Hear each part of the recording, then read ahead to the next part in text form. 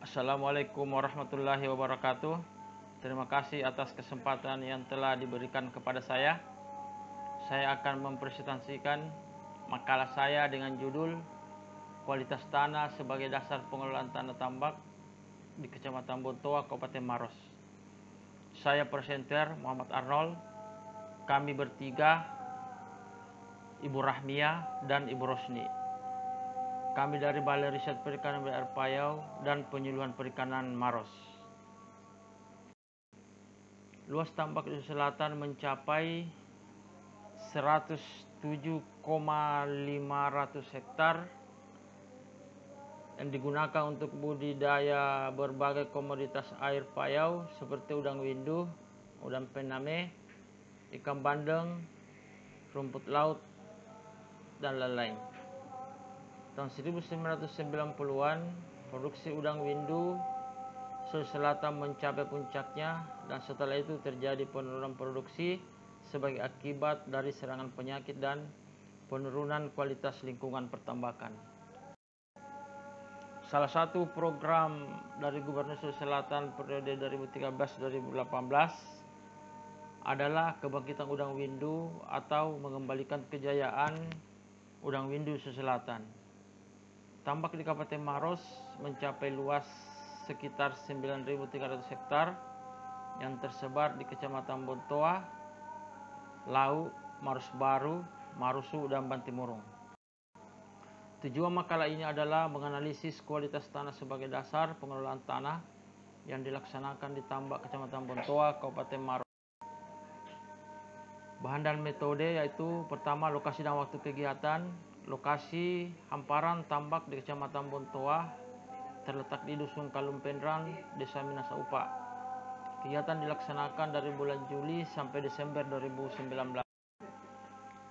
Tata letak lokasi kegiatan terdiri dari 7 petak. Kemudian pengambilan dan analisis kualitas tanah. Pengukuran dan pengambilan contoh tanah dilakukan pada kedalaman 0 sampai 0,2 meter. Kualitas tanah yang diukur langsung di lapangan adalah potensial redox, diukur dengan redox meter, pH pH tanah yang diukur langsung di lapangan dengan menggunakan pH meter, dan pH Fox, pH tanah yang diukur di lapangan setelah dioksidasi dengan hidrogen peroksida 30% dan diukur dengan pH meter mengikuti petunjuk Ahen et al. 2004. Analisis data diperoleh secara deskriptif yang meliputi kisaran minimum dan maksimum dan rata-rata dan disajikan dalam bentuk tabel. Tabel 1 adalah nama calon tambak, perkiraan luas, dan pemanfaatan tambak saat ini di hamparan tambak Kecamatan Bontoa, Kabupaten Maros. Tabel 2, kualitas tanah hasil pengukuran langsung di hamparan tambak Kecamatan Bontoa, Kabupaten Maros menunjukkan bahwa potensial redox tanah tambak semuanya bernilai negatif. Kecamatan Bontoa menunjukkan bahwa tambak dalam keadaan reduksi. Hal ini sebagai akibat pada saat pengukuran umumnya tambak terisi air sebab tambak sedang digunakan untuk budidaya udang atau polikultur bandeng atau polikultur udang windu dan rumput laut seperti yang terlihat di atas. Terdapat juga tambak yang dalam proses pengeringan untuk persiapan tambak, tetapi peletaran tambak masih belum kering atau kondisi macak-macak, sehingga potensial redox tanah masih bernilai negatif. Potensial redox bernilai negatif, maka tanah kekurangan oksigen yang disebabkan oksigen digunakan oleh tanah untuk melakukan oksidasi. Pada saat akhir persiapan, diharapkan potensial redox tanah tambak berkisar positif 20 sampai dengan positif 50 milipol sebagai indikasi persiapan tanah tambak yang baik. Kemudian